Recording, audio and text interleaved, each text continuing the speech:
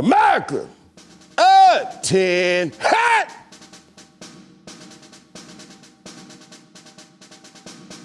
Hey, at ease. Listen to me, America. Don't be that guy. We here at Fearless, we done hit 100K subscribers in under a year. We're proving that we're here for a reason, not just a season, all right? Welcome to Fearless, the show that shows that God is still in the business of answering prayers all day, every day.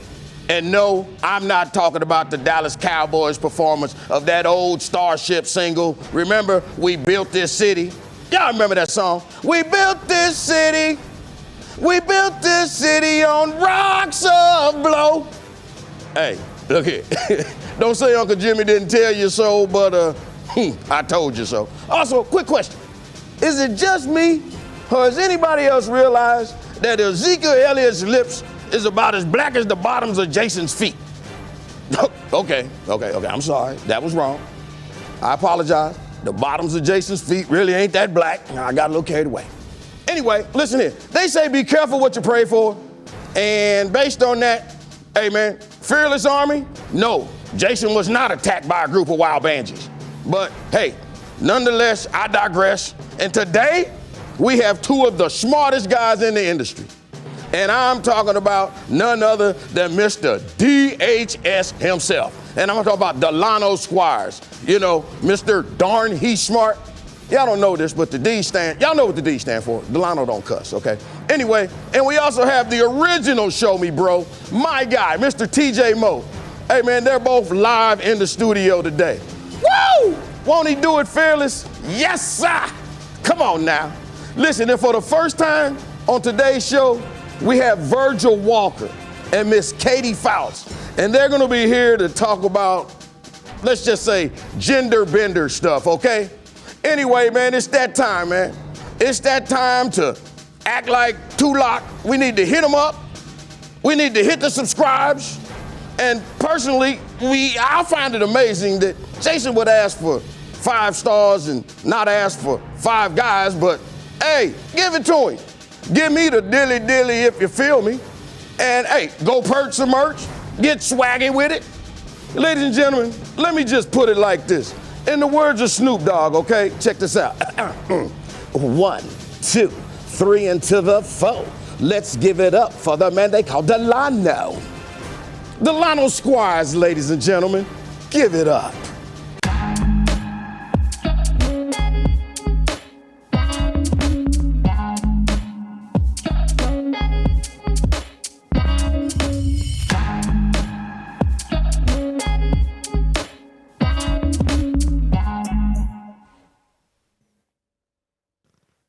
Thank you, Uncle Jimmy.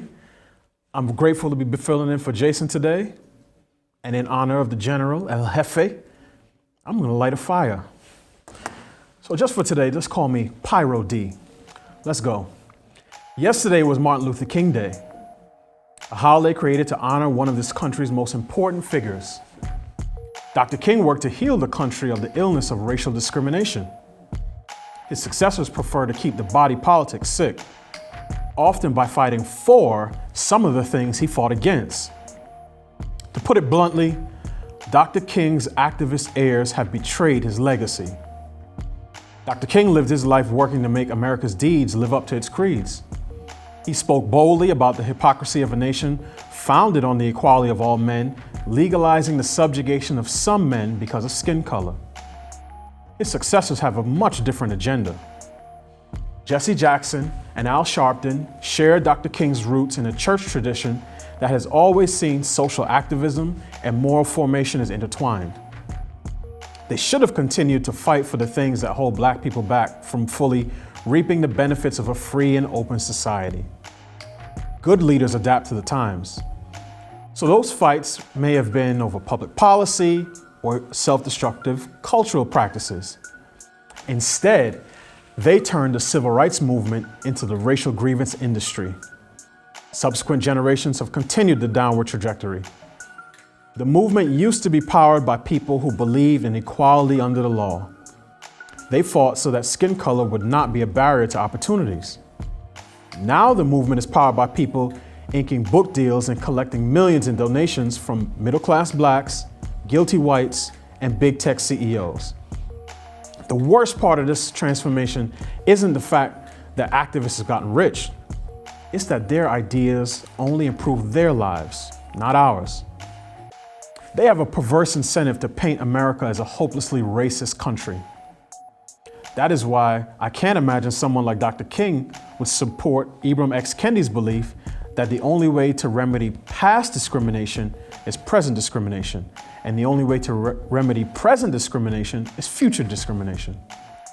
I also can't imagine a man who was killed in the midst of organizing a multiracial poor people's campaign would agree that black millionaires and billionaires are oppressed, but white store clerks in Eastern Kentucky are privileged. Perhaps the most important difference between King and the leading social justice movements today is the foundation upon which their respective movements are built. King and his peers grounded their civil rights work in the Christian scriptures. The women who started the Black Lives Matter organization are self-described Marxists. Their guiding principles never mention God, and their protest movement is not connected in any way to the church. This doesn't mean they don't have spiritual roots. Patrisse Cullors, one of BLM's co-founders, said the following in reference to calling out the names of victims at protests. She said, "It is literally almost resurrecting a spirit so they can work through us to get the work that we need to get done." BLM is built on Marxist views of class conflict and the belief that the material world is all that matters. They don't seek to answer the deep questions of right or wrong or good and evil. They speak in the language of resources and wealth, goods and equity. King and his Christian followers had a belief in God that gave them hope.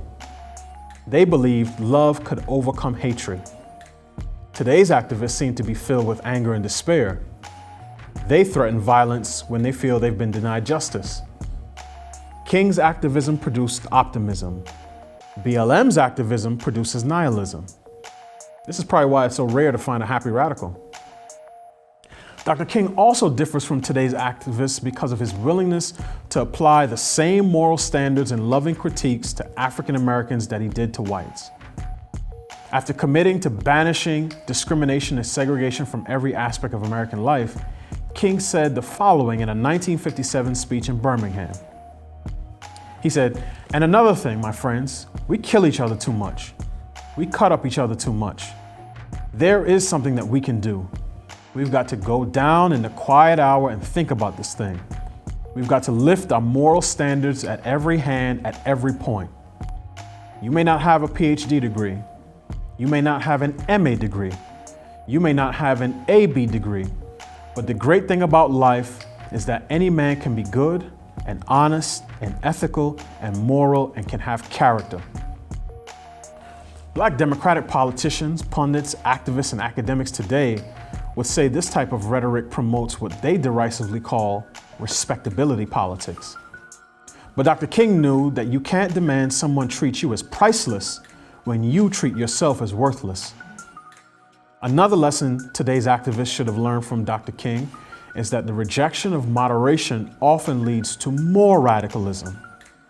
Is it any surprise the Black Panthers would choose a more radical path after seeing well-dressed, dignified Christians marching for equality, greeted with police dogs and water hoses? We are in danger of repeating that mistake. The left thinks white Americans have benefited from centuries of unearned privilege, and now they want to even the score. They work tirelessly and pay Robin DiAngelo quite handsomely to activate the racial consciousness of every white person in the country, whether their ancestors came here on the Mayflower or emigrated recently from Finland. Then they make whites the only racial group who can be attacked publicly. The Daily Beast declares, "You damn Karens are killing America." CNN claims there's nothing more frightening in America today than an angry white man. And The Root publishes a race tutorial on the 5 types of Becky. White liberals love these types of headlines because they are burdened by race guilt. Their public self-flagellation is a purifying religious ritual. It grants them absolution from the sins of their ancestors and puts distance between themselves and the whites who are still ritually unclean. But what does the left think comes next when they call every Republican, whether black or white, a white supremacist? They are summoning demons they will not be able to control. Ethnic conflict and hatred are the rule, not the exception across human history. Wise leaders would heed this universal lesson, look to the past to show how far we've come as a nation, and correct course to avoid a future filled with tribal warfare. Foolish leaders would continue to inflame racial tensions to further their own political goals by explicitly apportioning government resources and cultural capital by race. It is clear which types of leaders we have today. Our elected officials and leading race scribes think that discrimination under the guise of equity is progress. They are committing the ultimate act of betrayal to Dr. King's legacy. Our country has come very far. Unfortunately, the civil rights activists who lay claim to his mantle have fallen just as far. The NAACP of King's Day filed lawsuits to overturn Jim Crow laws across the South. Today's NAACP fights to overturn pro-life laws in Texas. The brightest minds of King's generation worked tirelessly to push legislation that gave black people equality under the law. Now Michael Eric Dyson accuses black conservatives of being mouthpieces for white supremacy. And Ben Crump rejoices because the term master bedroom is no longer used in real estate listings. Both men claim America has failed to live up to Dr. King's dream. But in reality, they are the ones who betrayed this vision for the country. This desperation is a sign that the demand for racism far exceeds the supply. That is a testament to the progress we've made on the issue of race. Dr. King knew that racial discrimination was completely incompatible with biblical justice or America's founding principles. He gave his life to eradicate racial hatred in pursuit of a better country for his children and grandchildren. We are faced with the same task today.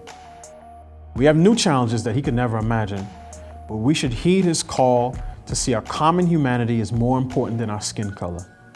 If we don't, Dr. King's dream will give way to a new national nightmare. Whew. We've got TJ Moe visiting from Missouri. TJ, what'd you think of my fire starter? Well done, thought-provoking as always. I will tell you, I'm in real estate, so to Ben Crump's chagrin, we do still use the term master bedroom and master bathroom. So, you know, it was early on in your monologue and column here. You said, Dr. King lived his life working to make America's deeds live up to its creeds. We are so far past that in what they're attempting to do. You did a great job delineating basically what the aim of today's civil rights leaders are trying to do compared to the ones that we needed in the past.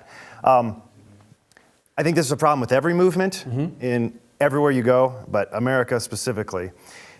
We get to the point where we say we need to have lines. We need to have boundaries that are applied equally to all people, whether that is race or gender or sexual preference. We need to have lines. We should not be giving mortgages to some people and not others based on their race, right? We all agree on this today. We did not all agree on this in the past. Today we've gotten there. We have accomplished what Dr. King was looking to do.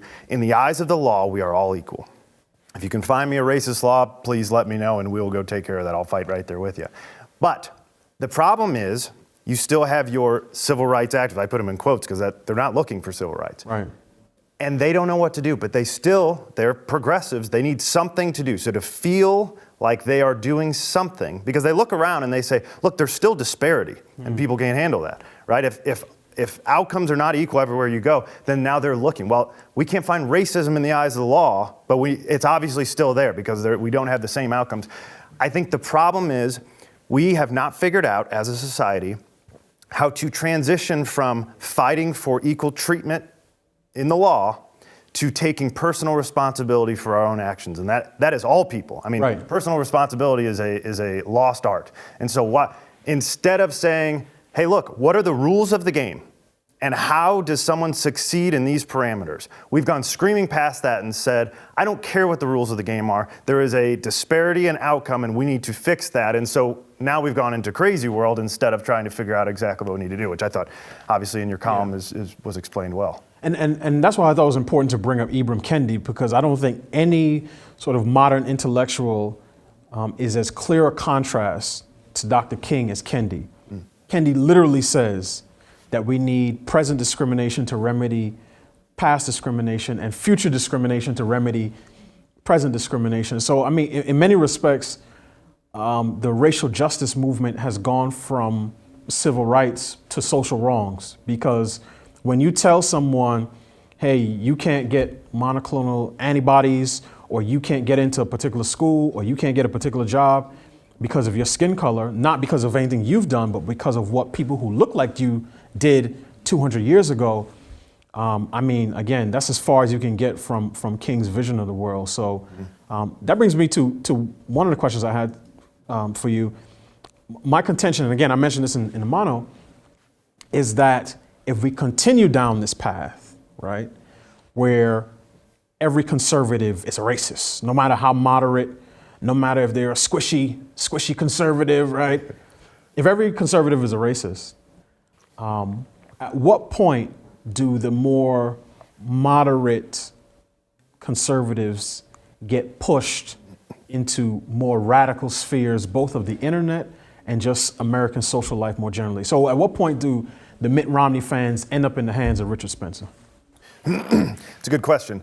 My contention would be never, so long as they have a home somewhere in between. And so this is why I'm so anti-censorship. As much as I disagree with Alex Jones, he should still have a YouTube channel that could be disseminated. Crazy people are going to find crazy. Do you think that just because you can't find them on YouTube that they're not going to subscribe to Infowars.com? Right. That's still happening. So if you have a propensity to believe in conspiracies and crazy things, you're looking for that.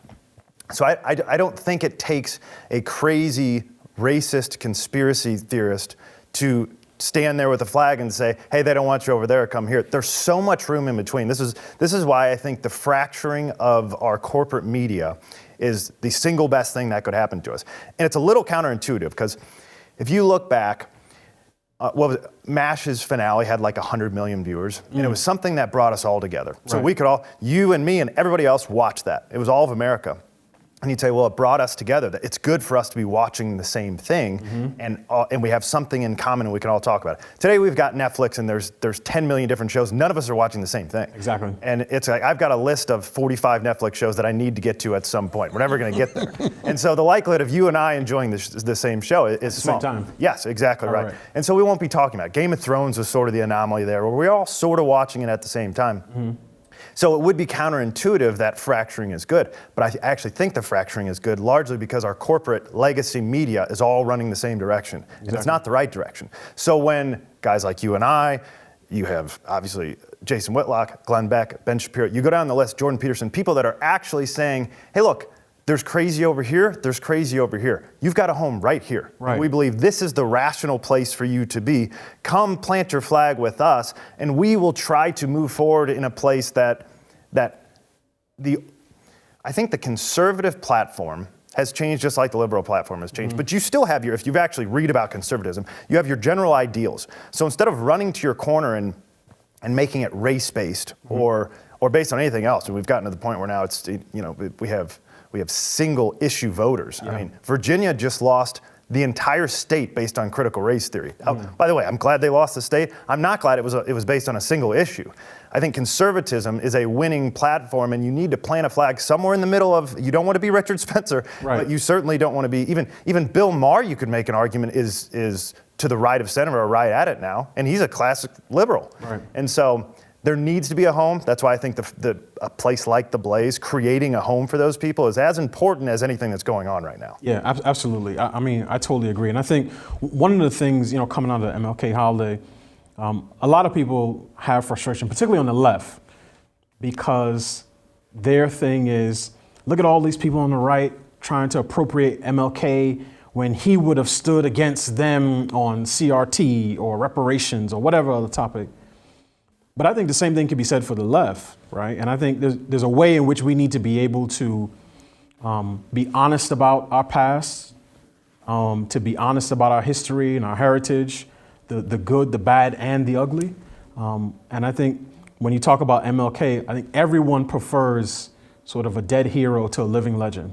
But one thing that I think is important is, again, to wrestle with what all of these people believe, both at the time and then, sort of compare it to what we talk about now. So for instance, on the right, there are people who say, we believe in MLK's articulation of colorblindness and not judging people by their skin color, but rather on their character. But then MLK also had some very far left economic views. He embraced socialism, he associated with some communists, and he was against sort of the military industrial complex. And I think there's a way in which we can deal with our history without canceling people, whether on left or right, because their views then don't line up with our standards of sort of conduct or morality or communication now. And I think that's a brilliant point. I think that's exactly right. I've wondered this, and I have not come to a conclusion yet, but I've spent a lot of time pondering this. Why is it unacceptable to agree and champion a single issue of someone and then also discard some things you don't agree with? Yeah. Ronald Reagan is one of the greatest, he is the conservative icon, right? Everybody still wishes Ronald Reagan. They just did I think it was Pew Research Center, just did a poll on conservatives still, even after Trump. Trump's got a crazy following. Reagan still outperforms him and best president in recent history. He still had the weapons issue with Iran-Contra.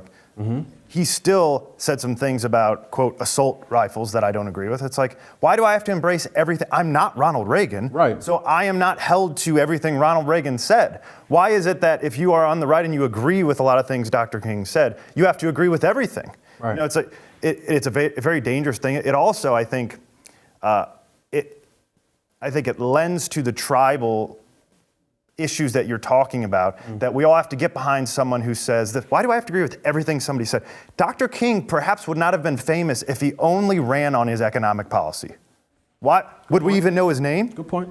This is true about a lot of people. It's like they have their single issue that really resonates with people, and they resonate really well. So then Dr. King today, turns out he resonates with what he said more with the right than the left today, which is a bit unbelievable. Right, which is, it's interesting how those things can flip-flop. And I would never claim to know what Dr. King would think about any particular issue today. Sure. Because there are Black Panthers who, over the course of a couple of decades, turned into staunch conservatives. So you never know where a person is going to end up. But I think what you're asking for is the old adage, eat the meat, spit out the bone. Yes. I think we need to do that as we look back to the past. And I think the best way to handle the past is to learn from it, not relitigate it. And I think that's across the board for any person, and basically say, okay, what was the thing that this person contributed most to our society, right? There's some other things that we may not have agreed with, and we are going to be judged by future generations by the things that we advocated for. And actually, that's a good segue because, TJ, I got a second fire starter. Let's hear it. We're going to make the transition from king and race to the problem of the 21st century. So we'll get to some more of that next.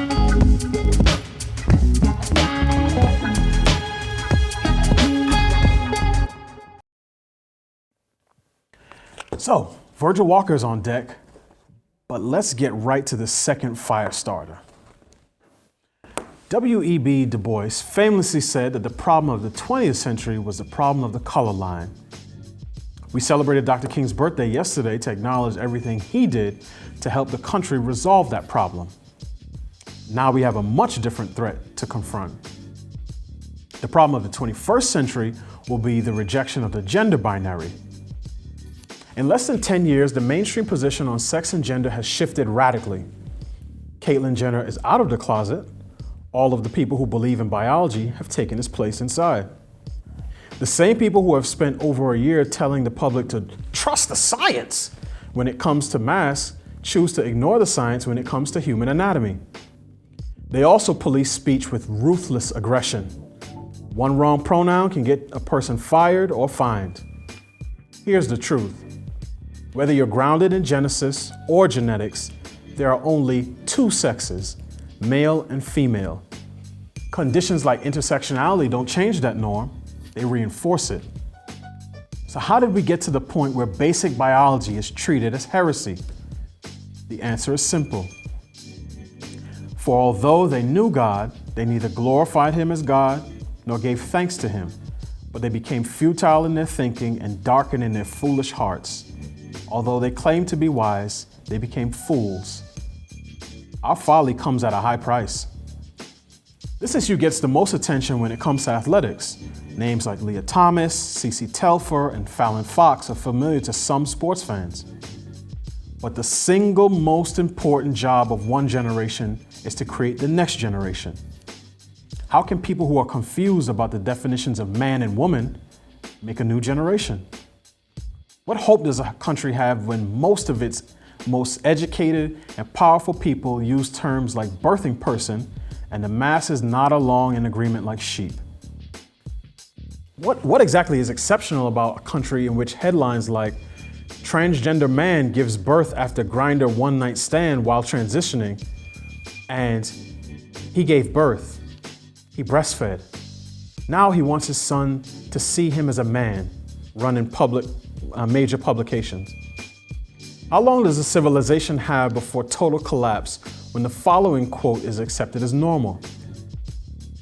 A month into pregnancy, Shade met his current husband, Jordan, 28. 8 months later, Ronan was born in October 2020.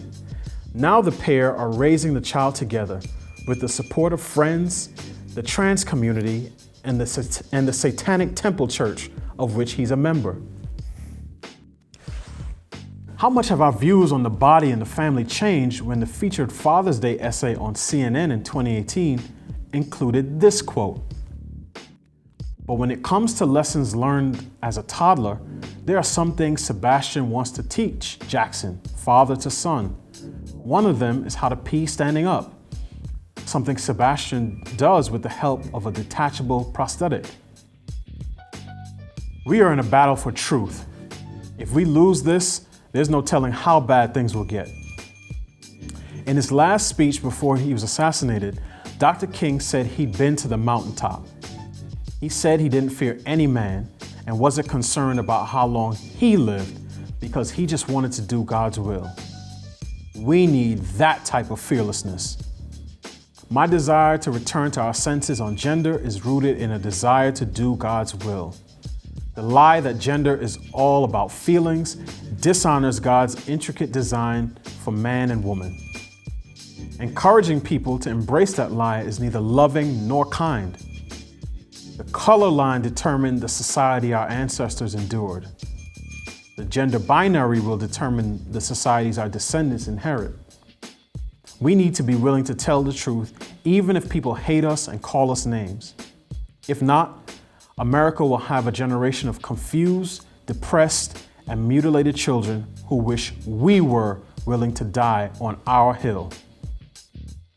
Whew. All right. Now we welcome Virgil Walker of G3 Ministries. He co-hosts the Just Thinking podcast and with his good friend, Daryl Harrison. Virgil, welcome, my brother. Hey, my brother. It's great to join you, Delano. Man, I've been a fan for a minute, so it's a awesome honor, man, to get to share this platform with you, brother. Thank you. So let's go straight into it, Virgil. You heard my second fire starter. If you want to react to that, please do. And let's after you do that, I'd love to hear more about the January 16th pastoral stand for biblical sexuality and marriage. Yeah, man, that was a serious fire that you rolled out, and man, I've been, like I said, I've been watching you for a minute, and it's been awesome to see how you're taking a biblical worldview and engaging culture with it. And the reality is we need a lot more of that, a lot more truth telling rather than what we're seeing in current culture, because it's unimaginable the ways in which we've actually abandoned logic and reason for feelings and emotion. We see that time and time again. If you feel a certain way in the morning you wake up, whether your gender was solidified at birth, if you felt a certain way, you could change or transform gender. All of these ideas are absolutely ludicrous and laughable. They are indeed the myth. But what we're being told more times than not is that you and I, who hold to a biblical worldview, are the ones who are actually catering to a myth. But man, I just applaud you at standing for what you believe. Guys like you, like what we do on the Just Thinking podcast, my partner Daryl Harrison, that's how we roll. We stand on what Scripture has to say about life, and come what may, we'll hold to that truth. So can you tell us in the audience a little bit more about the pastors who preached on biblical sexuality and gender this past Sunday, and why do you think so many evangelicals who are bold as lions when it comes to speaking on race are as timid as house cats when it comes to speaking on gender? Yeah, well, I appreciate you asking the question. January 16th was a big day around the country, not only in America, but in Canada as well. And by way of a little bit of backdrop, on December 8th, the Canadian House of Commons actually passed an amendment to their criminal code on conversion therapy. And like the monologue that you just laid out, it's important for people to realize that a lot of these ideas, a lot of these false ideas about who we are as human beings, creating the image of God, these false ideas are being codified into law. So with regard to, before I get on a rant, let me stick with just the background of this. On December 8th, that Canadian House of Commons actually passed an amendment to the criminal code on conversion therapy. The bill was called C4. It passed through their House and their Senate without any kind of real opposition. Not a single conservative member actually voted against this particular bill. And the bill went into effect January 8th. And so January 16th was the first opportunity for those who opposed the bill to stand against it. Let me explain to you a little bit about what this bill does. The bill actually criminalizes, among other things, and I want to quote here, it criminalizes, quote, causing another person to undergo conversion therapy or promoting or advertising conversion therapy, end quote. Now, if you're part of any church or have any church background, you know that we're in the business of saving souls, of converting folks from darkness into light. And so that particular law takes direct aim at the church. In fact, in the preamble of the bill, it reads this way, quote, those who believe, listen closely, those who believe that heterosexuality, cisgender identity, and gender expression that conforms to the sex assigned to a person at birth are to be preferred over other sexual orientations, genders, identities, gender expressions is a myth. In other words, what the Canadian law is aiming to do is it's aiming to say that those like you and I, Delano, who hold to a biblical worldview on sexuality, on gender, on heteronormativity, if you will, the new code word, we are actually holding to an idea, according to Canadian law, that is indeed mythical. And so this law passed on January the 8th, and what it does is it criminalizes anyone who preaches or teaches or counsels anyone regarding God's design for sexuality and marriage. In fact, the criminality aspect of it says that if you preach or teach or counsel someone with regard to conversion therapy or conversion in any way, shape, or form, that you could be liable for imprisonment of no less than 5 years. And if you advertise that you do so, in other words, if you advertise that you're a church who holds to a biblical worldview on issues of sexuality, you could be in prison for up to 2 years.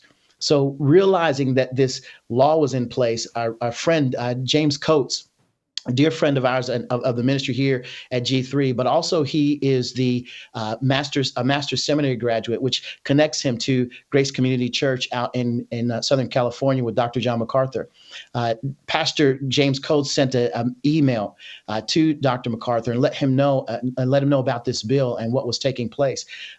James Coates, for those who don't know, maybe your audience aren't familiar, he's the pastor there at Grace Life Community Church, Grace Life Church church rather in Edmonton, in Alberta, Canada. He was the guy that was actually imprisoned for keeping his church doors open during the COVID lockdowns there in Canada. Well, he sent a letter to Dr. MacArthur, and Dr. MacArthur sent a letter to pastors throughout the country and around the world that we wanted to take a stand for biblical sexuality in an effort to stand against what Canada, what those in Canada were promoting in the way of their legal code. And so on January 16th, pastors around the country here in the United States and in Canada took a stand and declared that the state would not be the ones to tell the church how it will function and operate. And of course, those in Canada did so at the risk of imprisonment. That's what happened on the 16th of January, and we're monitoring what's happening there, trying to ensure that those pastors aren't affected in any negative way. So a couple of things immediately come to mind, based on what you said just now. Yeah. One is this controversy around conversion therapy, and I know we've heard it for years, particularly as it related to sexual preference. But what it sounds like is if the Canadian Parliament thinks that every child is a baby, so to speak, right, genderless, sexless, a blank slate, and that society sort of presses a gender onto a child. But the truth of the matter is they are the ones engaging in conversion therapy because they are the ones trying to convince children to convert to a new gender, as if they could, that is different than the one that God assigned them at conception. So, I mean, and Virgil, I know you know this, the first fight in all of these issues is always over the dictionary. It's always over terms and terminology. So when you hear people say gender or sex assigned at birth, which we never heard 10 years ago, that was nowhere sort of in the public lexicon 10 years ago. Like heteronormativity, like exactly. Heard of that? Exactly. So these are all terms that get introduced. They get filtered into the mainstream conversation, and then sort of the masses sort of take them on. And I'm just thinking, I'm thinking of like my dad who was born at home with all his siblings. No one assigned there was no doctor, but right, the midwife didn't assign their sex. God assigned their sex, and everybody in the room acknowledged what God had designed. So that came to mind. But the other question that came to mind is, how long do you think before a bill like that gets proposed in our Congress? Mm-hmm. And if it does, what are churches and other institutions, because this is not just a Christian issue, obviously, right, other institutions that have held to the same standard as it relates to the gender binary for the last however many thousands of years, what are those institutions going to do, and what are they going to need to do in order to withstand sort of this onslaught? Well, man, you said a whole lot there. I would go back to two things regarding what you said. The first, regarding what the government is desiring to do with regard to language.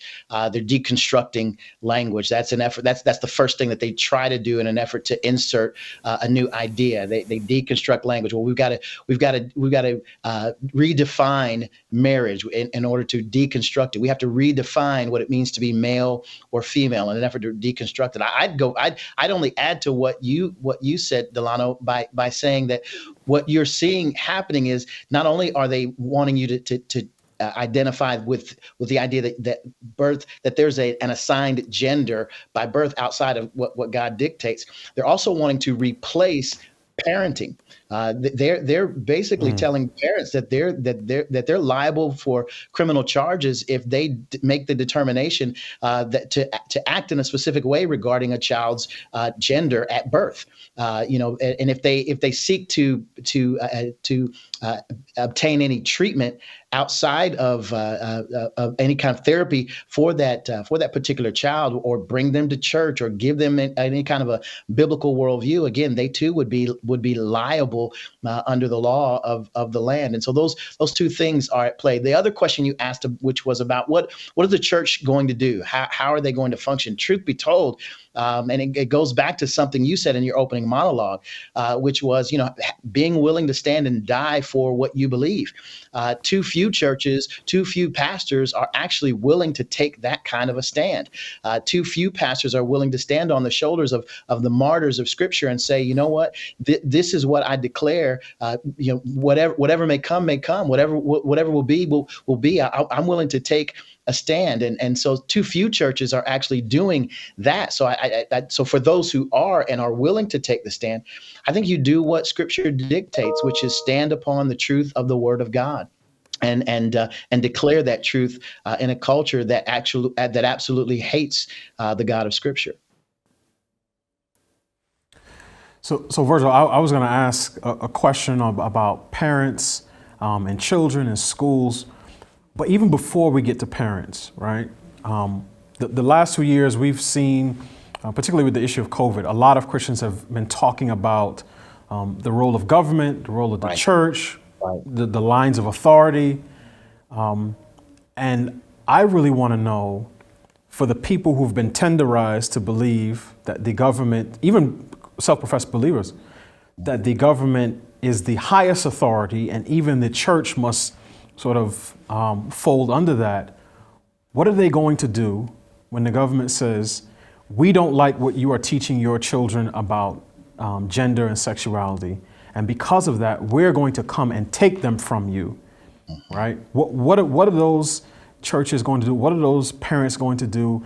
And how do we delineate those lines of authority? And how can Americans be equipped to ask the two questions when these things come up? By what standard and on whose authority? Like, what are some practical tips to help us in that area? Yeah, bro, I think what the point that you raise is real, and I can imagine. I can hear the audience thinking, that's Delano, that's far fetched. I mean, they're coming to get our children. They're going to pack them up and take them where? Some parents are saying, come get my rugrats. I dare you to take them. Right? Some parents are daring the government to come take them for a while and see what happens. But ultimately, that's exactly what we're doing when we send our children off to these indoctrined encampments called public schools. That we're sending them over to government. In fact, you and I have a friend in Dr. Vodi Bakum who says that if you send your children to Caesar, you should not be surprised if they come back smelling, talking, and walking like Romans, right? We've actually given our kids over to that government system. So while it may seem far-fetched that someone would come to the door and knock on the door with guns to take your children, they've indeed thought through that process in the indoctrination camps that are called the public school system. What are we to do? I think we're to do what Scripture has called us to do, which is to teach our children the truth.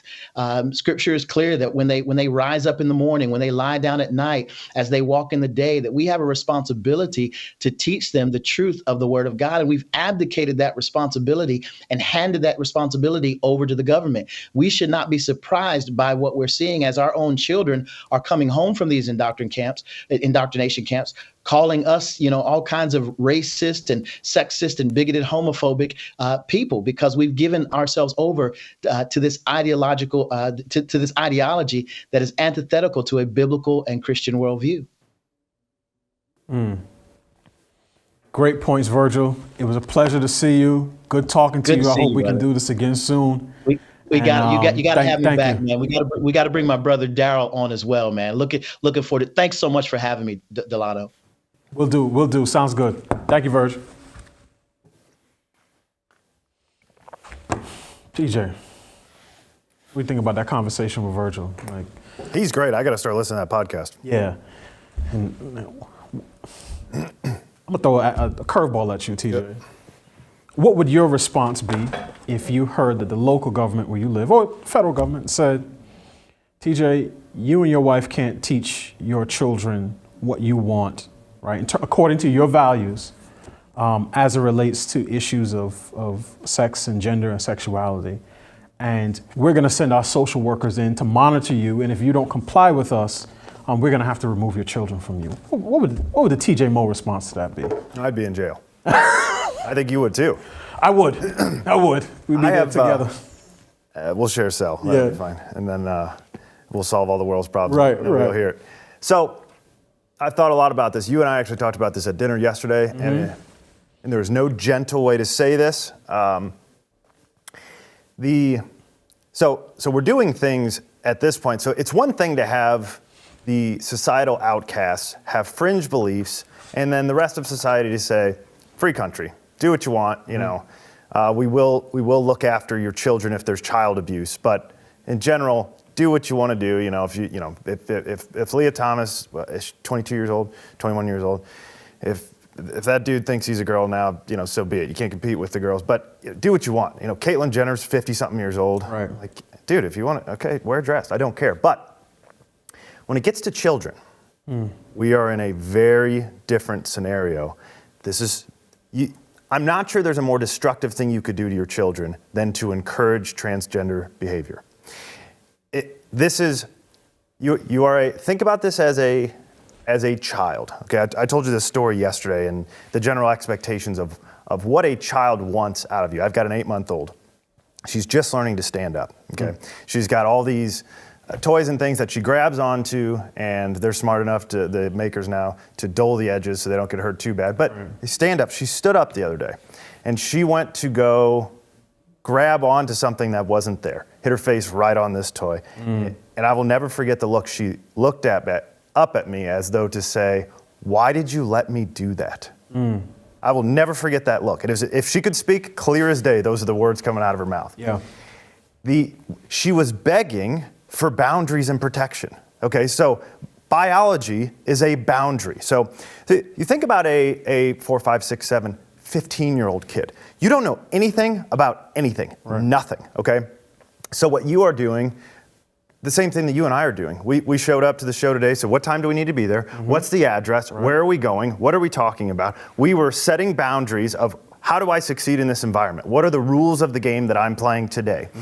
And so we know the boundaries set up structure, they provide order, they allow you to function in complex situations because you can see what's important. Right. You know, you go through, it's like, it allows you to predict the reaction of others because you now have a set of expectations.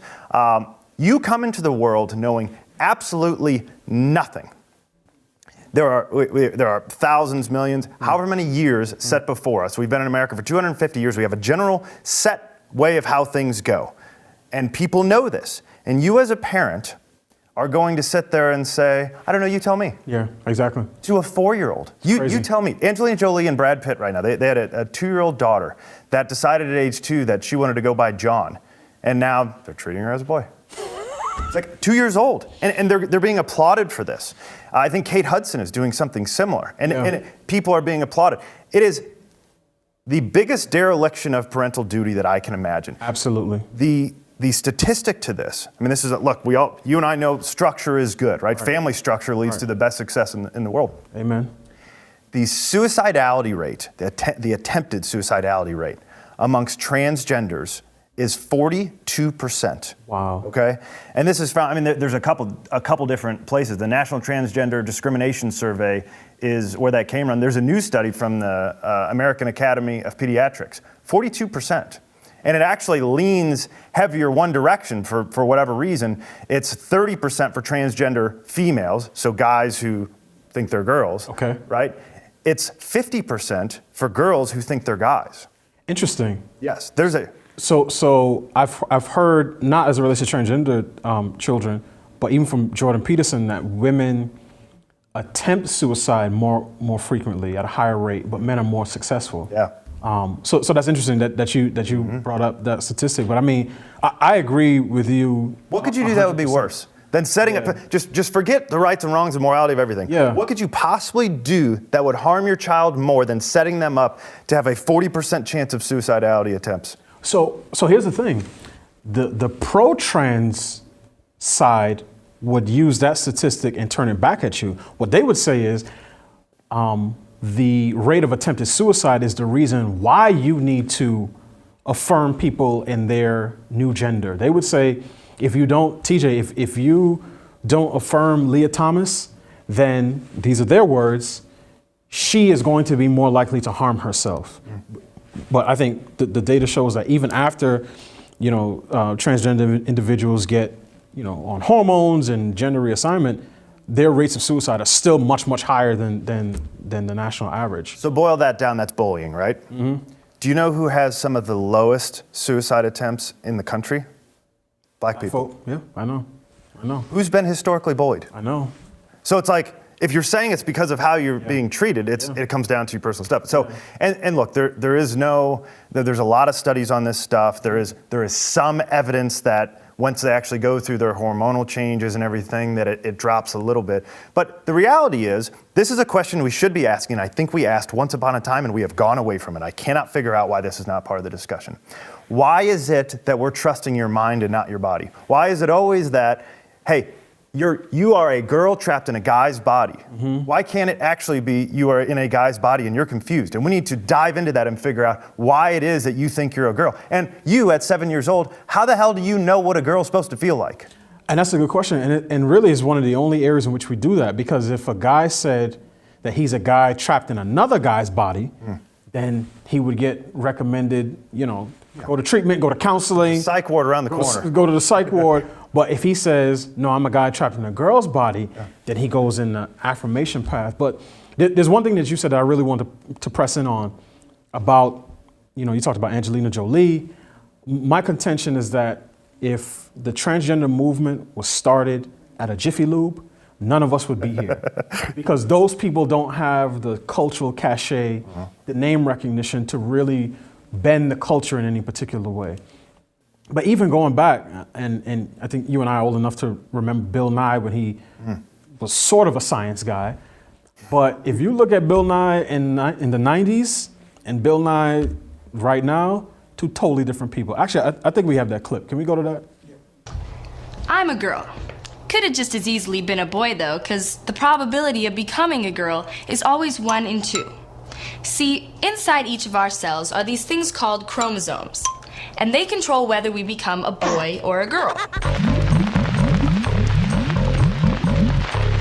Your mom has 2 X chromosomes in all of her cells, and your dad has 1 X and 1 Y chromosome in each of his cells. Before you're born, your mom gives you 1 of her chromosomes and your dad gives you 1 of his. Mom always gives you an X. And if dad gives you an X too, then you become a girl. But if he gives you his Y, then you become a boy. See, there are only 2 possibilities. XX, a girl, or XY, a boy. So that was old school Bill Nye, right? I think we have a clip of new school Bill Nye. We play that? Take sex. We used to think it was pretty straightforward. X and a Y chromosome for males, 2 X's for females. But we see more combinations than that in real life. I haven't seen someone run that fast since they tried to get Al Sharpton to go to a natural hair convention. So, TJ, I think you got another point on this, and then we'll wrap up and head to... I cringed at that last. Some people take what they can get. What was that? Last point on this. Yeah. For parents, because we've just laid out that this truly, I'm not sure there's a more destructive thing you could possibly do to your child than encourage them to be a transgender, or you're going to leave it open and not show them the boundaries of biology. There is one of 2 options, and I think you and I both lean towards the second. Number 1 is either these parents are unbelievably ignorant and just have no idea the damage they're doing to their children. The second and more likely option is that these people are so evil, they're willing to sacrifice their children for their ideology. What about a third option? That they have a sense that what they're doing is wrong, but they're cowards. Is that a viable third option? That is. And we'll hit something a little bit later on that. Yeah, I think we're going to come back to that one. All right, TJ, great conversation. We have Katy Faust coming up next. We'll be right back.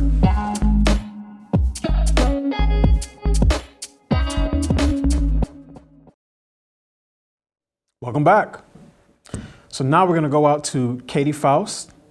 Katy is a writer at The Federalist, the founder of the children's rights group Them Before Us, and also the author of a similar title book, Them Before Us. Thanks so much for having me. I'm so glad to join you. Thank you, Katy. So can you start by telling us a little bit about Them Before Us? Yeah. Them Before Us is a global children's rights movement. Thankfully, there's a lot of organizations that are defending children's right to life, their fundamental right. We're the only organization that's defending children's rights in the family, their primary rights to their own mother and father. And this has implication for every marriage and family issue, from the definition of marriage to divorce, to reproductive technologies, to same-sex parenting. And so we look at every issue from the perspective of the child and prioritize them in these conversations. So Katy, one of the reasons why I wanted to talk to you, not only are you a great follow on social media, I heard you on a fellow Blaze personality, Ali Bell Stuckey's show, and I was just struck by your boldness, commitment to the truth, and also I could tell that, you know, it was delivered with a sense of kindness and gentleness, not to dunk on anyone, not to put anyone down. But I think we need that type of boldness and fearlessness today. So a couple of questions for you. What would a child-focused sort of response to the affirmation-only approach to gender identity look like? So how would Them Before Us address the issue of transgenderism as it relates to young children? Yeah. Such a good question. So for Them Before Us, we primarily speak to family structure, right? And that actually, this whole idea of adult sexual identities, adult sexual desires, is actually one of the greatest driving forces against protecting children's rights today. Because especially in matters of sex and marriage and family, adult sexual expressionism is elevated as the highest good. But what that often means is it violates children's right to be known and loved by their mother and father. So, for example, if adult sexual identity or sexual preferences involve attraction to the same sex, instead of forming a family around the rights of children to have a relationship with both their mother and father, instead, the family is formed around the adult's desire to be attracted and in a relationship with somebody of the same sex. Notice that requires that children's right to be known and loved by their mother or father must be sacrificed on the altar of that adult desire. We also see that in heterosexual couples, right, where there's a struggling marriage and the adults say, well, you know what, we're in love with somebody else, or this marriage is just too much work. We're going to go our separate ways, or we're going to repartner with somebody that's a little younger and a little bit hotter. And you know what? The kids will be happy if I'm happy. And so that's not the case, right? That adults need to form their families around the rights and needs of children, rather than expecting children to fit into their framework of sexual desire and sexual attraction. So we've had throughout history, children lose a relationship with their mother or father due to tragedy since the beginning of time. That's not what's going on today. Today, children are losing a relationship with their mother or father because adult desires are being prioritized above their rights, especially adult sexual desires. So Katy, I thought of you a couple weeks ago because in the course of about a week or so, I read a couple of different essays. Now, these essays were from upwardly mobile, educated, professional women, and the one I'm thinking about is in The Atlantic, who basically said, I torched my marriage, I destroyed my family, but now I get to drink a lot more white wine. Look at me, I'm empowered. So a generation ago, this was sort of a recognizable meme. Middle management dad runs off with his female secretary, leave mom and kids to fend for themselves. Now I think we're in the era of the eat, live, pray, Atlantic columnist does the same thing to her family. Everybody feels like it's empowering. Like when you see these types of articles, what is your initial thought, and what do you think of the long-term consequences for society, and particularly for children, if we begin to see that type of abandonment as a sign of empowerment? Yeah, such a good question. And what you'll notice is those headlines are not aberrations. That is the norm. Anytime you're talking about issues of marriage and family, what you're going to notice is an obsessive focus on the adults, what the adults want, what they desire, what their identities are. And it's always framed around what adults want, to the exclusion of what children need and what they have a right to. And so what these, new articles about, I'm so empowered because I've left my, like that article, like the woman had an incredible life, beautiful children, devoted husband, wonderful home, all of that she acknowledged, right? But there was something about her, right? Some mysterious thing that eluded her somehow. And so she trashed her whole life, including her children's life, so she could seek this elusive, modern apartment with gross art on the walls or something like that. But the thing is that I dare you and your audience to look at any marriage and family headline, any article that you see from a mainstream news source. Do they ever talk about the kids? Do they ever focus on what children need, what they have a right to, how they're harmed through these decisions? No. It's always just a celebration, right? That this man has come out as his true self and now is going to be living as a woman, and wonderful, we should get behind him and celebrate because this is what adult empowerment looks like. But it always costs the kids. And that is actually like one of the simple ways you can understand modern families. Modern family is code for child loss.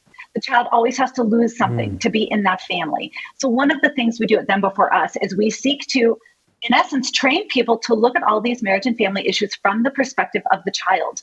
What does the child think? What do they need? What do they want? What do they have a right to? What is it costing them for the adults to make the decisions that they're making? And ultimately, the answer is the same in all of it.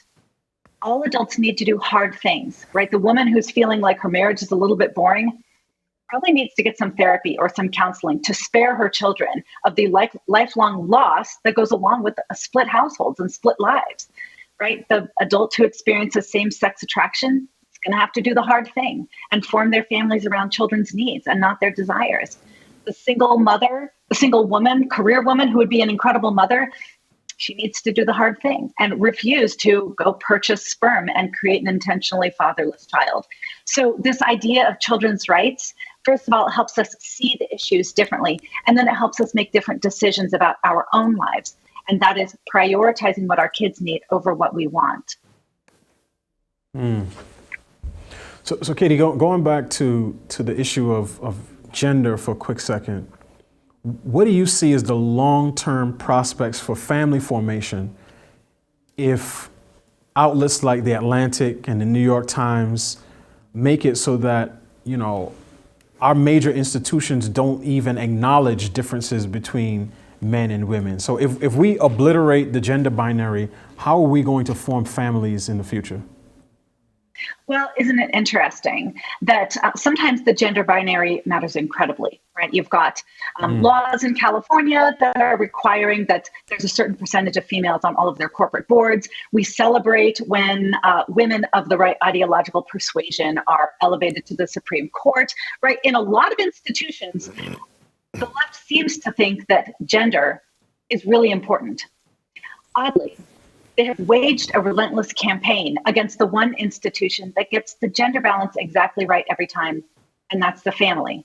That is the place where they're trying to absolutely destroy the gender balance, and they've done so successfully, especially through the redefinition of marriage. I mean, what we did when we redefined marriage is we redefined parenthood. When you make husbands and wives optional in marriage, we are now seeing that mothers and fathers are becoming optional in parenting laws. So how is it that one of the greatest crises that we are facing today as a nation is fatherless homes and father absent? Well, now we've just legally said that fathers are optional. So how do we send that message that fathers are critical and fathers are important when our laws won't even use the words man or husband or father in them at all, because to do so constitutes discrimination? So I'm sorry, we're going to have to figure out where we land here. Are we on the side of ideology or are we on the side of biology? Biology says that children have a mother and father. Sociology says children deserve them. And when you look at natural law or the 5 major religions of the world, it tells us that kids absolutely benefit from and have a right to their mother and father as well. I mean, that's an excellent point. And honestly, even the way we talk about fatherhood and father absence is, from my perspective, somewhat, we end up disembodying the family. The way I think of it is fairly straightforward. I think of generations past, right? Marriage, kids, child rearing, package deal, like a buffet. Pay one price to get everything. Now we've split it up as sort of like a la carte menu, and we've seen sort of the impacts of that. And the crazy thing about it, Katy, is that our children know and knew the right way to sort of put a family together. I mean, they've been singing it on the playground for generations, right? I remember when I was a kid, you'd say, you know, Chris and Jessica sitting in a tree, KISSING. First comes love, then comes marriage, then comes baby in the baby carriage. Now what we have is Chris and Jessica texting on, staring at their screens, TEXTING. First comes sex, then comes baby, then comes marriage, but that's a big maybe. So our kids knew intuitively, they understood sort of the order, the structure, and the flow that brings man and woman together in a structured family unit. And now the leading minds have torn that apart. And I think we're starting to sort of reap the consequences of that. Absolutely. Yeah, when you look at every major social issue that we are facing in the country today, whether it is teen poverty, teen homelessness, teen suicide, teen pregnancies, behavioral issues, youth incarceration, all of them have something in common. They are all overpopulated by fatherless children. And so if we can figure out how to unite husbands, men and women, before they make babies, and then keep those families together, we will decimate every social issue that we are facing today, right? And that's actually the whole purpose of marriage. The purpose of marriage is to grant the two people to whom children have a natural right, those adults, all their life. We've totally fundamentally misunderstood what marriage is. We've made it all about adult emotion, right, and adult desire. This is actually the greatest vehicle that we have for the protection of children's academics health, emotional health, physical health, relational health. There's no substitute. No government program is going to be able to come in and do this. And not just any arrangement of adults is going to be able to do this. The magic happens when a child's mother and father commit to one another for life. So we are very far gone, and we are starting to see it, I think, drastically in the last couple of years as we watch our kids' health and lives come apart. Obviously, much of that was revealed by the devastating pandemic response that our government had, but that didn't create it. It just revealed it.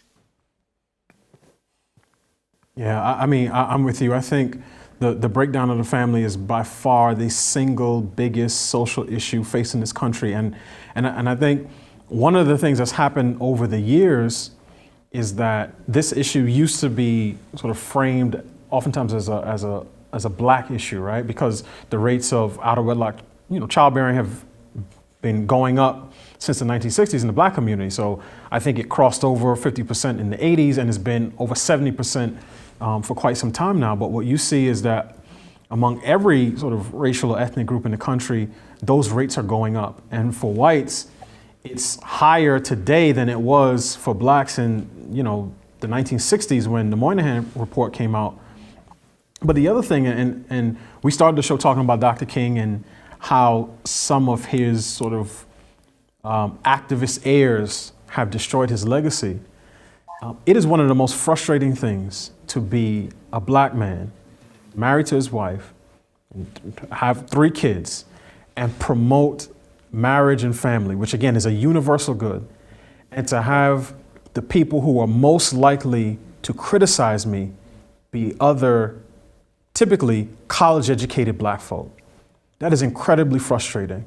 But what it does, it opens an opportunity that I think would in many ways sort of do Dr. King proud, where black men and white women and Asian men and Hispanic women can sort of work across the board, because as it stands right now, if I say that whether in the black community or any other community, we need stronger nuclear families, children need fathers, They need to see their dads committed lovingly to their moms, and their moms committed lovingly to their fathers. I know I'm much more likely to get attacked by a black radical feminist than I am a white conservative Christian. And I think what we have now is an opportunity to, again, find a common cause to work across political aisles and ethnic differences to really do some good for the country. Yeah, I 100% agree. In the first chapter of our book, we have a section on why Republicans should care about children's rights to their mother and father. And the answer is because we can't get anything that we want unless we secure this fundamental right. We're not going to have small government. We're not going to have low taxes. We're not going to be able to reduce spending on all of these massive welfare and programs that we have until we first can fortify the family, right? Until we can first secure children's fundamental rights to their mother and father. Honestly, through big marriage. There's no small government without big marriage, period. There just isn't. And we've got a section on why Democrats should care about children's rights. And that's all the things that I talked about. My friends on the left are bleeding hearts, right? They desperately care about Black academic success, right? Or teen mental health, or reducing poverty in economically vulnerable communities. Well, you're not going to have any social justice until you secure individual justice for children through their primary relationships. So I agree with you. I think that when we understand this is actually an issue that could unite left and right. And if it can't, and if it doesn't, our country is doomed. Wow. I love what you said there, Katy. I'm going to let you go, but not before. You said we can't have small government without big marriage. I love that. I love that. Katy, thank you for joining us. Hope to have you back soon. All the best, and we'll talk to you later. Thanks, sir. Thanks for having me on. All right. All right, TJ. You heard our conversation with Katy. How do we get out of this downward spiral, TJ, as it relates to gender and gender identity and sex, sexuality, breakdown of the family, fatherhood? I know I'm throwing a lot at you, but yeah, I know you can handle it. Before I get there, I love Katy, first of all, so you're gonna have to send me her Twitter account. I was looking up some of the statistics that you were talking about during that time. United Nations study in 2015 said 40% of American children are born out of wedlock now. 40%. It was 25% in the Black community, which was the highest in 1960. White community back then was 5%. White community now is about 29%. So we are in an unbelievable place as far as out of wedlock births. I saw this study yesterday. Gallup came out with it. It's a survey, not a study, I should say. But so Gallup surveyed X number of people. They last did this in 2013, did it again in 2006. They said, what percent of people would say that it is very important for couples to get married if they have children? We're down to 29% of people. 2006 we did this, it was 49%. At least half the people, we were like, all right, at least half people know what they're talking about. We're down to 29%. If you look up the statistics on this, and this is pretty well known, so I didn't even bother citing these. If you are a kid that is raised with married parents, you're less likely to be raised in poverty. You're less likely to be physically or emotionally abused. You are less likely to use drugs and alcohol. You are less likely to commit delinquent behavior. You are less likely to have a teen pregnancy, and you are more likely to go to college. Just parents married. I know a ton of people with terrible marriages. Just being married allows your kids, so it's like, to Katy's point there, you have to start caring about your children. At some point, you have to say, I'm not the most important person in the world. It's not me. It is my offspring, and that is the future of the world. Like the best good you could possibly do is take some personal responsibility. To your point about the downward spiral, this I think is interesting, and this I started talking about this a little bit earlier. The importance of, I think, what you're doing right now, I have a show spouting obvious truths. Jason does this daily. We have a lot of people now with some of our fractured media who are starting to do this. There was something, an experiment done, I think it was in the 80s, called the Ash Conformity Experiment. Okay, so the experiment is this. They took one person who did not know what was going on, and they put him in an experiment where everybody else was told what to do. Okay, so they had 6 people and you were number 5. So poor Delano's in here, the game is rigged against him. There are 4 people that answer the question before you, then you and another one, okay? And so it is, the setup is it is line perception answers, okay? So you have, it's on the screen now. To the left, you have a line and they say, okay, which number, answer A, B, or C, 1, 2, or 3 here, which line matches the line to the left? And so the first few rounds you'd go through and you'd say, okay, obviously it is number 2. Number 2 matches. And so 1, 2, 3, 4, all before you, all give the right answer. And you say, okay, that is obviously correct. Then you would go, am I saying it wrong? I can't even see which one it is. Whichever the line is. So then you go, and they change it every time. They say, okay, it's number 1 this time, it's number 3 this time, whatever it is. And so then, as the game is being rigged against you, the experiment was how much outside influence will change your public answer to this. Okay? So they will give you the obviously wrong answer. So here it says A. A is obviously not too short. The correct answer is too short. But number 1, 2, 3, and 4 all said A. 37% of the time, the person in the experiment cracked and said, there's 4 people before me. I've got to be the idiot. I don't trust my own brain. The likelihood of all 4 of them being wrong is much less than the likelihood of me just being wrong. 37% of the time they cracked. How long did it take? How many rounds did it take the average person to crack? Do you know? That's a good question. They didn't get into that. What they wanted to figure out is how often are you just going to go with the crowd? Yeah. Okay. So then, this is where the experiment got really interesting. They took position number 3, and still rigged, but they said, you say the right answer. So 1 and 2 said the wrong answer, but then number 3 said the obvious answer. Right. 4 went wrong. The conformity rate dropped down to 5%. Interesting. So you had nearly 4 out of 10 people just going along with the crazy people who are obviously wrong because they didn't want to stand out, or at least they were cowards, didn't trust themselves, don't know. And then it went down to, instead of 4 out of 10, it went on 1 out of 20 people.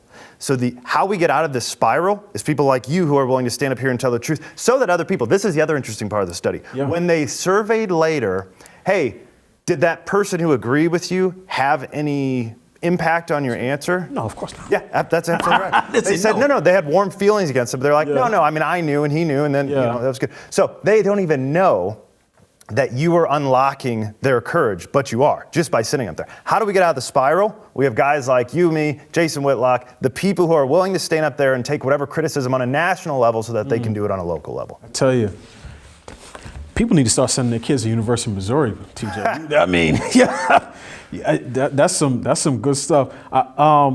Speaking of college, I want to talk a little bit about Lia Thomas, the transgender swimmer at Penn, who is basically dominating the field. Lia Thomas competed, I think his name is William Thomas, if I'm correct. Competed as William for a couple of years, transitioned, quote unquote. Now it's competing as Lia, cleaning up the competition. I have written about Lia Thomas. I had an online engagement with Tony Reali from ESPN of, Around the Horn fame and Pardon the Interruption fame. And it was clear that there was a less than 0% chance that Tony Reali was going to say anything even remotely critical of Lia Thomas or transgender athletes in sports. Seemed like a great guy. I mean, I'm sure he's a great husband and a great dad. But if you are a female athlete today and you're looking to ESPN or Fox Sports or the New York Times or the Atlantic to have your back when it comes to these types of issues, you better look somewhere else. So why do you think that so few athletes, let's say particularly professional athletes who have financial security, or corporate sports media companies are willing to even question whether or not someone like Lia Thomas represents sort of an unmitigated good? There are 3 names that come to my head when of people that have chosen to stand out. In the sports media, it's Sage Steele. Oh yeah. You don't hear too much from her. Yeah. Now, forget about this. I'm saying because she got crushed. She steps out of line, especially at ESPN. I mean, the Big Lead did a survey years ago on sports media about their political leaning. 96% of them are liberal. 96% of the sports media. Okay, so Sage Steele is a unicorn. Right. Okay, I love her. She's wonderful. She's willing to step out. Now, I haven't heard it. She may have already talked about this. I don't know. every time she steps out, she gets crushed by everyone. Not just, we'll say, the political elite or whoever. It's her own people. Yeah. People on ESPN feel it is their moral obligation to stand out here and just hammer this woman who dares to disagree with their political ideology. She's one. The big one that I think is happening, and the person that you would put up and say, why is nobody else standing up, is Drew Brees. Drew Brees went out on a limb. We'll say out on a limb, because I can't even believe this is controversial. Still to this day, we'll never understand why saying, quote, I will never agree with anybody disrespecting the flag of the United States of America or our country. His grandfather fought in wars. Right. He's got a long history of military background. Drew Brees, who Super Bowl winning quarterback, I think he's been MVP until Tom Brady played till he was 800, had the passing record. I mean, he's one of the all-time guys. Will be a Hall of Famer, no question about it. First ballot.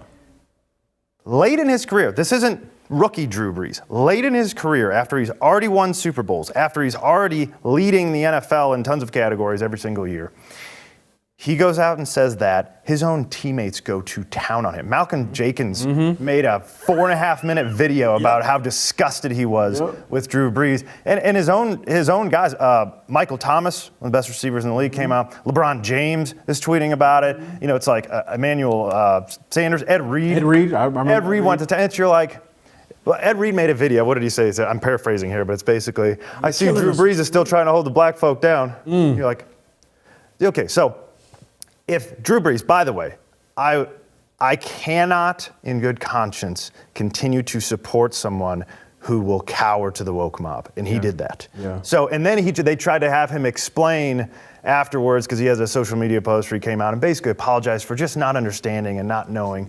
Okay, so I'm all for you, Drew, but also it's like, don't make it clear to me that you actually don't care about what you're saying. You care more about your job at NBC afterwards. So I don't want to know that you think Maria Taylor will not approve of what you're saying later. So we have that. The other one is Alejandro Villanueva, who did the same thing. He was an Army Ranger. They wouldn't let him, when he was with the Steelers, come out of the locker room. So he said, screw that. And he walked out there with his hand over his heart.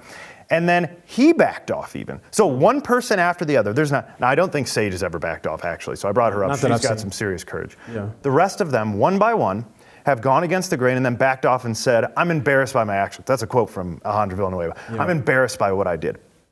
If you see the people, an Army Ranger talking about standing up for the flag, and Drew Brees, is there, outside of maybe LeBron and certain basketball players, is there a position and the top of the position that has more influence in the world than a quarterback in sports? If he's going to back down, why would anybody else step out of line and say anything, knowing that their own teammates are going to crush them because they don't have any courage? Yeah, and I mean, and this is a guy who, obviously gave a lot of money to recovery efforts after Hurricane Katrina, basically put the city on his back, won a Super Bowl, beloved in that city. And as you said, he folded. And I think, I talked about reality. You talked about Drew Brees.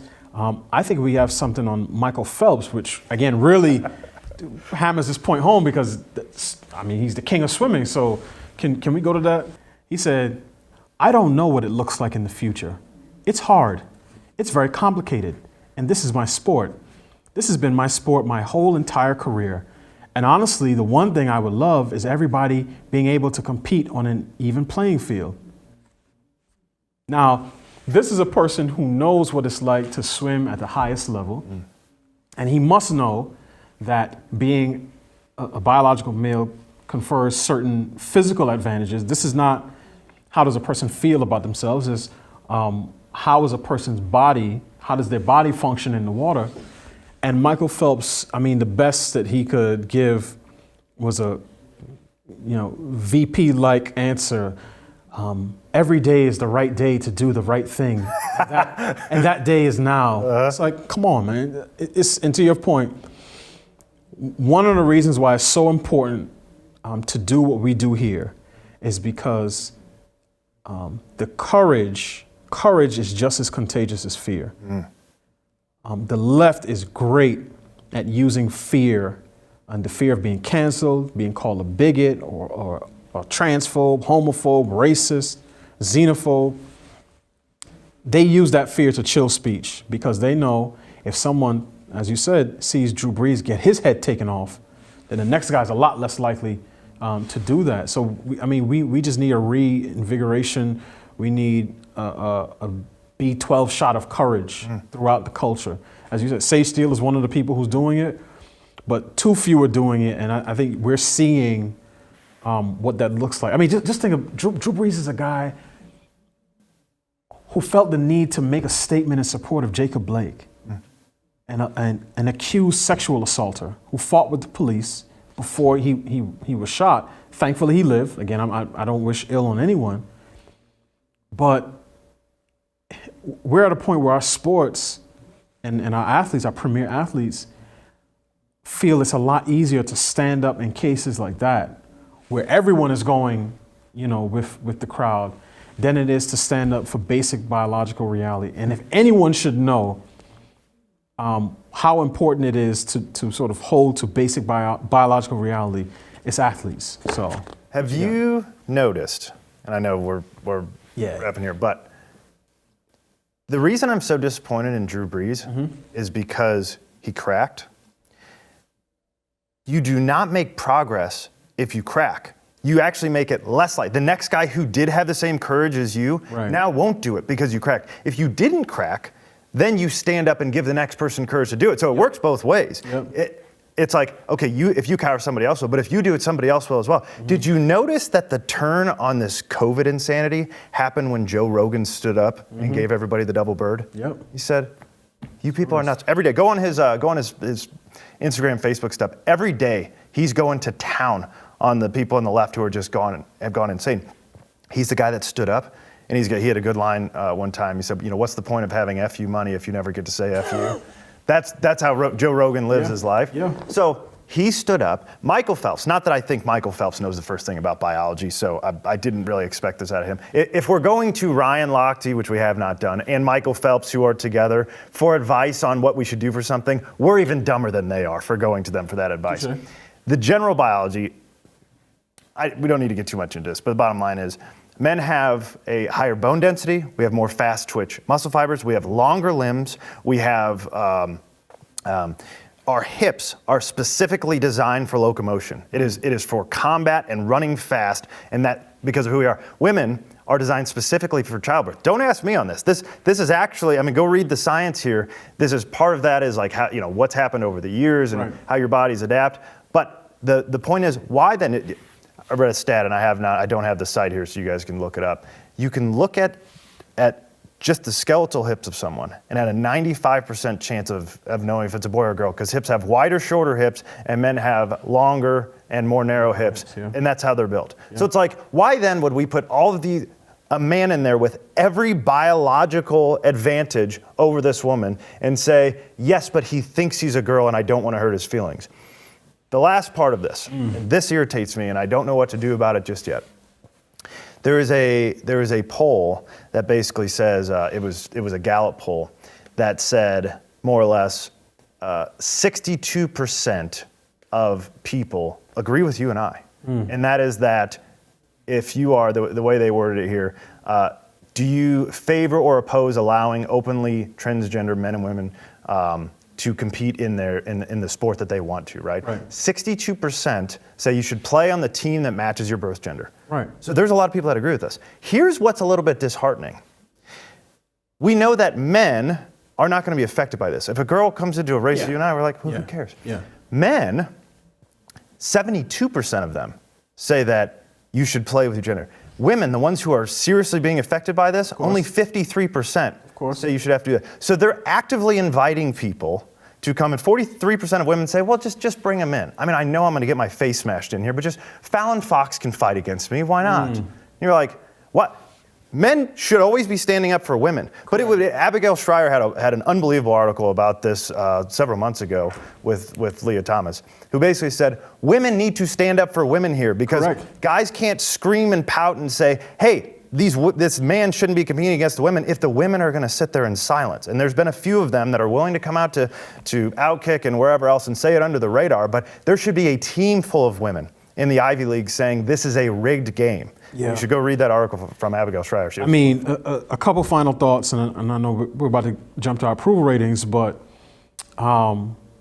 You talked about, you mentioned Fallon Fox. I heard Fallon Fox in an interview compare the advantage that he has, and Fallon Fox, for those who don't know, is an MMA fighter, a transgender MMA fighter. So, the dude fighting girls. Thank you, TJ. And he said, well, African Americans have greater bone density than whites. Is that an unfair advantage? And I thought to myself, and I didn't even watch the whole clip, but I just captured that part. And I say, here they go again. They can't keep their hands off of black folks. They're like Joseph Rosenbaum. Every time one of these issues comes up, they want to grab for black people because they know that if you can wrap these issues in race, a lot of people who would push back would be afraid to because they don't want to get called racist. That was one thing. The other thing, when you talked about Abigail Shrier, I completely agree. I've been saying for quite some time, women are about to diversity, equity, inclusion, and belonging themselves right out of existence. And in 15 years, half of all the college scholarships for girls are going to go to boys. We've already seen it from the New York Times that, sort of joyfully announced that Dr. Rachel Levine, right, a transgender woman, so a biological male who's Deputy Secretary for Health and Human Services, is the first 4-star female general in American history. And I said, same thing with the person on Jeopardy who won a bunch of money, the first female to do X, Y, and Z. Again, if women don't step up, if they don't get some courage, some sage steel courage, as I said, they're gonna diversity themselves out of existence. So, TJ, great conversation.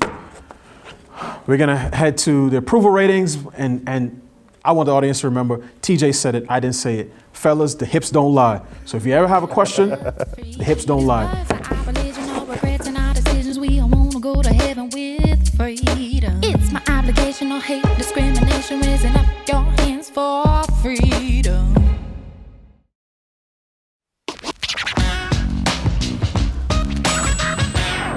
Welcome back. All right, we got Uncle Jimmy here.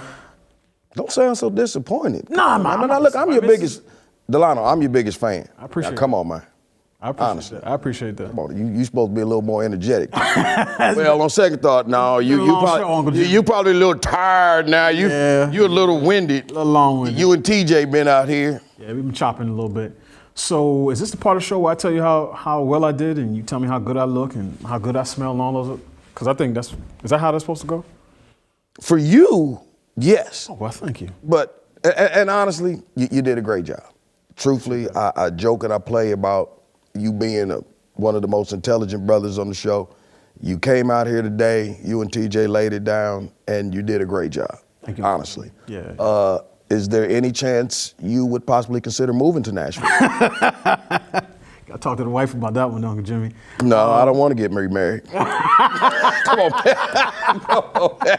You sound like Corey. Me and my wife was talking about having a baby. No, Corey, I don't want to be a surrogate for you. Come on, man. Let's keep going, man. All right. So what do you think about Virgil, Katy, and TJ?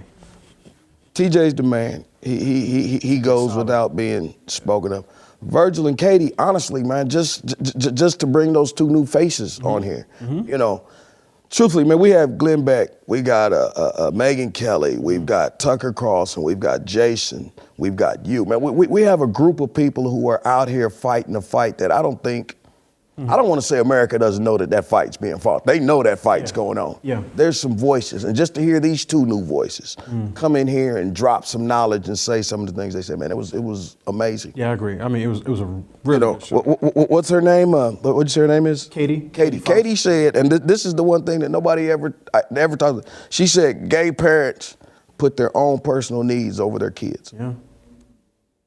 And I always wonder that when I see two gay parents at a school and I go, you could care less about your kid. You don't care nothing about what your kid's thinking about in school while you run around with your girlfriend. Especially, and I'm gonna tell you, this is not gonna turn into a whole other segment. I'm gonna tell you what I've been seeing more often than not is parents, particularly mothers, who are in same-sex relationships who have biological children. So they used to be with a man. They used to be straight, but go ahead. Correct. And now they they're with a woman, and that's odd to me. But we'll talk about that another day. So let's jump to approval rating. Let's do it. We are going to talk about the heirs of Dr. King, not his biological children. The mistakes? The activists who came after him, who have laid claim to his mantle. So exactly. Jesse and Al and Ibram and Ta-Nehisi and all the other people who make a living in the civil rights area. And Ben Crump. Yeah.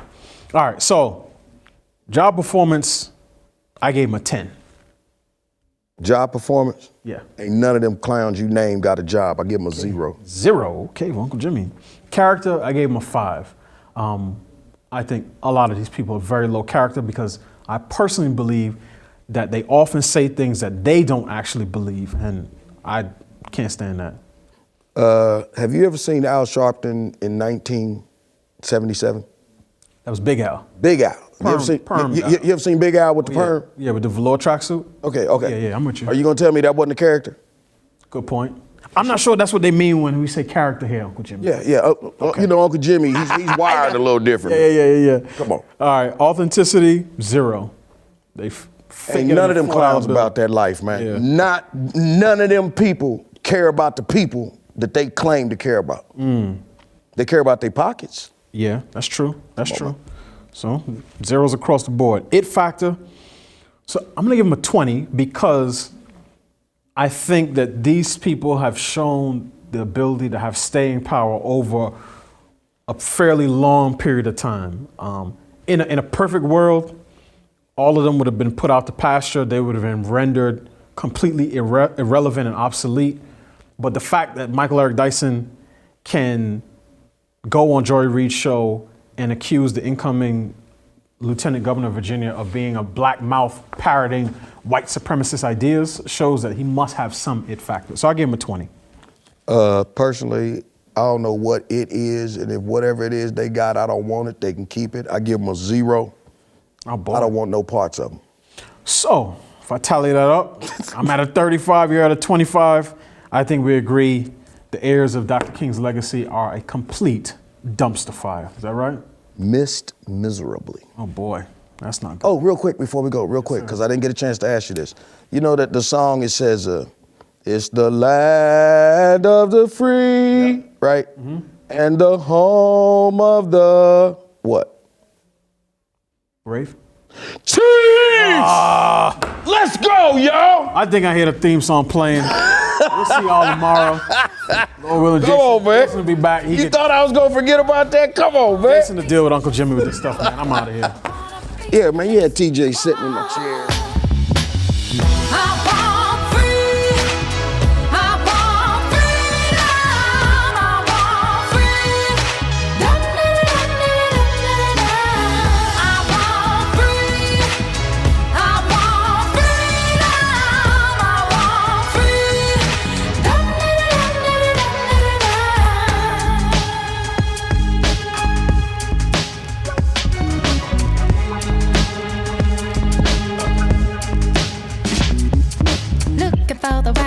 Looking like it's my time, feeling all kinds of free.